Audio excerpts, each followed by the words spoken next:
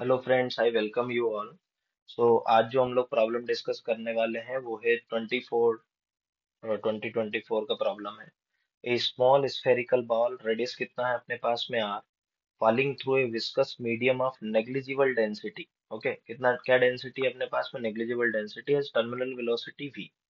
Another ball of the same mass, mass क्या है दोनों का सेम, बट रेडियस कितना है अपने पास में 2r। रेडियस कितना है 2r, falling through the same viscous medium will have terminal velocity would be. कितना टर्मिनल वेलोसिटी होगी अपने को बताना। तो दो केस है अपने पास में। ये यहाँ पर कोई मीडियम है जिसका डेंसिटी अपन लोग जैसे टर्मिनल वेलोसिटी के लिए लें तो इसका सिग्मा लेते हैं, और sigma is almost equal to कितना, नेग्लिजिबल है। यहाँ पर एक बॉल फेंक रहे हैं जिसकी रेडियस कितना है अपने पास में आर, तो इसका जो टर्मिनल वेलोसिटी होता है वो कितना है अपने पास में, V T is equal to कितना है अपने पास में, वी। सेम सिनारियो में वही कहानी है अपने पास में, लेकिन यहाँ पर अगर इसका रेडियस कर दिया मैंने कितना, 2r रेडियस कर दिया, तो अपने को बताना है टर्मिनल वेलोसिटी क्या होगी। तो बहुत ही केयरफुली इस क्वेश्चन को अपने को सॉल्व करना चाहिए। तो पहले अपन लोगों ने लिखा टर्मिनल वेलोसिटी का फार्मूला, अगर देखें हम लोग तो वो कितना होता है 2g r स्क्वेयर अपॉन में कितना हो जाएगा क्या, 9 इंटू ईटा इंटू कितना हो जाएगा अपने पास में क्या, रो माइनस सिग्मा होता है कि नहीं होता है।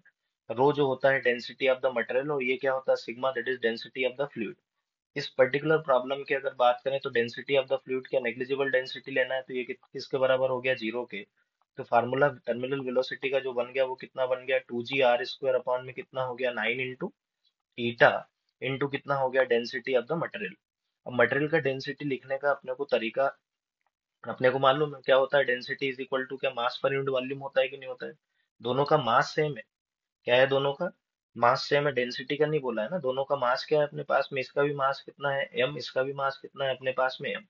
तो बोल टर्मिनल वेलोसिटी की अगर हम बात करें तो 2g यहाँ पर कितना हो जाएगा, आर स्क्वायर अपॉन में कितना हो गया क्या, 9 इंटू ईटा इंटू ये क्या, density of the material. Density of the material मतलब क्या, मास अपॉन में वॉल्यूम। वॉल्यूम को अगर लिखेंगे तो वो कितना आएगा क्या, 4/3 है ना। स्फेरिकल बॉल है तो 4/3 पाई इंटू आर क्यूब होगा कि नहीं होगा।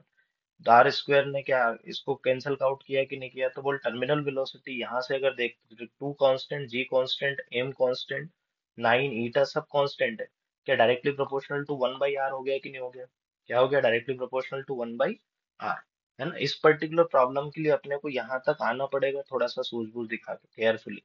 अब अपने को सीधा सीधा सॉल्व करने का बोल, तो टर्मिनल वेलोसिटी 1 अपॉन में कितना होगा, terminal velocity 2 is equal to कितना हो जाएगा अपने पास में क्या, R2 अपॉन में कितना हो जाएगा क्या, R1 होगा कि नहीं होगा।